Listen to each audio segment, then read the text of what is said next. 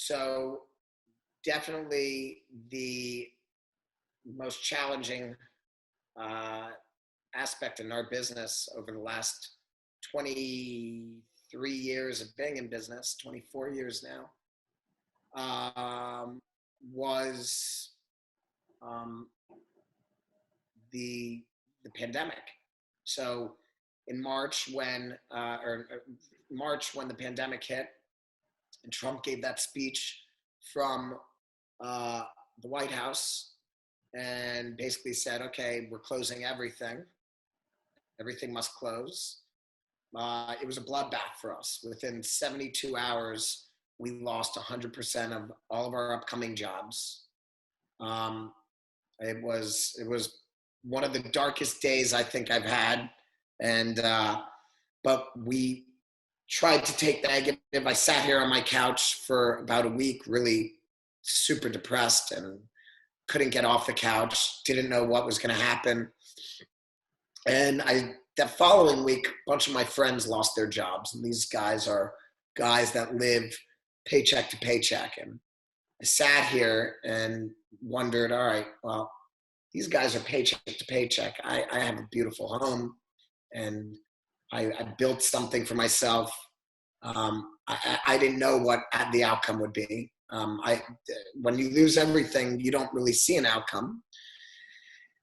And we pivoted into WRE Cares, which was, a non-for-profit.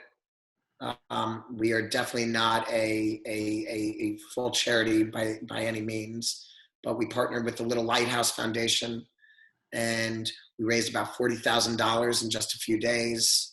But prior to that, we started making masks, and using the power of social media, I started asking people what are they doing to help people, and the overwhelming outcome was people were, from young kids to old women, and anything in between, had transformed their businesses into mask making.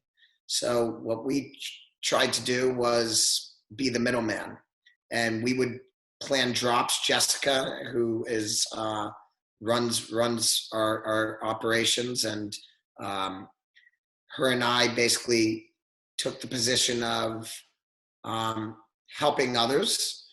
So we found places that needed drops. First was hospitals and first responders. Then we pivoted again to people that were just less fortunate and couldn't afford a mask, and young children was a priority.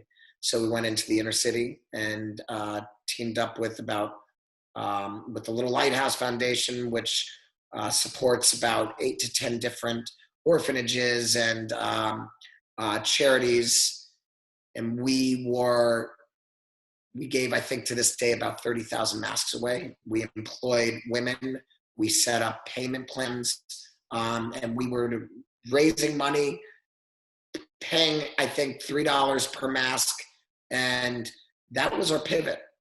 And selfishly, I do say this, I needed something to drive the attention away from feeling bad for myself, having to let go of all my photographers and staff. I did pay our staff for about 2.5, 3 months. And then Jessica was the only one that really stayed on board as full-time. And she was a big inspiration in helping drive me through a really bad time. And I do think that they say, behind every successful man is a more powerful, successful woman. And I think everybody needs a Jessica, because my lowest points, Jessica was definitely there to drive me and push me and say, it's not over, this is the beginning. And just over the last 3 months, business started to really come back, and there was 7 months, six to 7 months of zero income. Remember, our business relies on marketing dollars and hospitality. And when the hotels aren't full and there's no events because nothing's open, we suffer. And everybody's like, well, you can do this, you can do this. There's nobody that knows my business better than me. And second person that knows it as good as me is Jessica. We thought of every way to pivot to make money, and there was honestly no way to make money. We tried everything. And every night we wake up with a great new idea and we try to put pen to paper, and it just didn't work. So this is when I said earlier in one of the questions you asked, my business started to come back, and we were able to bring back photographers, our core photographers, and build onto that. And the business slowly started having the effect of a snowball, right?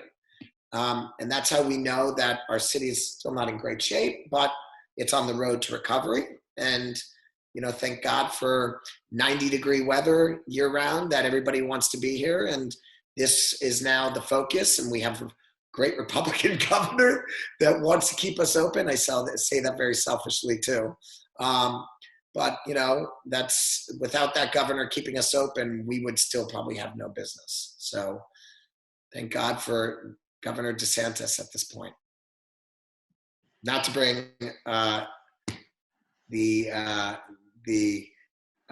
politics into it, but obviously that has a big part to do with what's going on with our business.